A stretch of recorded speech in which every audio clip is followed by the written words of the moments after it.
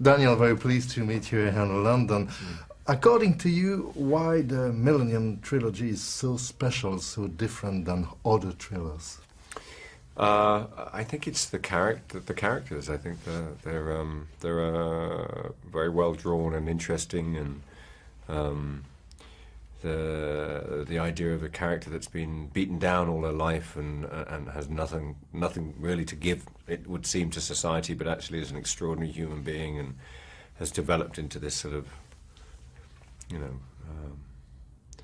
just someone who has a very strong sense of what injustice is, and a journalist who believes in the same things, who believes he knows what's right and wrong, and wants to fight for what's wrong about the world, and the two of them coming together and having this relationship is fascinating. There are really interesting choice in the movie. They choose to keep the plot in Sweden, and they choose to keep the adult aspects with some very hard scenes. That's interest you, this aspect? We wouldn't have done it, I don't think. I wouldn't have touched it if that had been changed. The chance to come and make a movie, whether it's set in Sweden, I mean, we couldn't have changed that. I think that we needed that backdrop. It needed to feel European. It needed to feel Scandinavian, more to the point.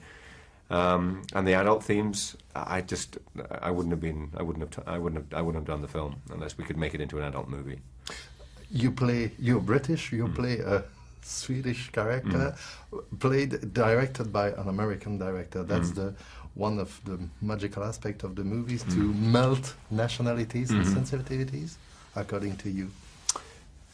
Yes, no, I mean, that's always been the way. I mean, it's one of the things about the film business is it does do that, and you know, on any given set there's a mix of nationalities. Whether, like, I'm shooting a Bond movie at the moment, and we've got French and American and God knows what on set. You play a new Bond movie, but you succeed to be not only a Bond actor. What's the secret for that? I don't know what the secret is.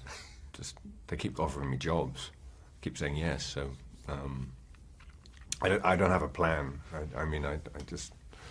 I said to myself, if I do Bond movies and that's all I ever do, I'll be happy. So I mean, I've just been very fortunate that things have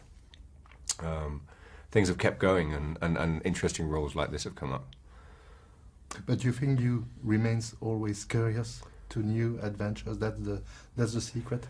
Yeah, I think so. Yeah, I think you have to be. I think you have to be open-minded about things, and if you can get...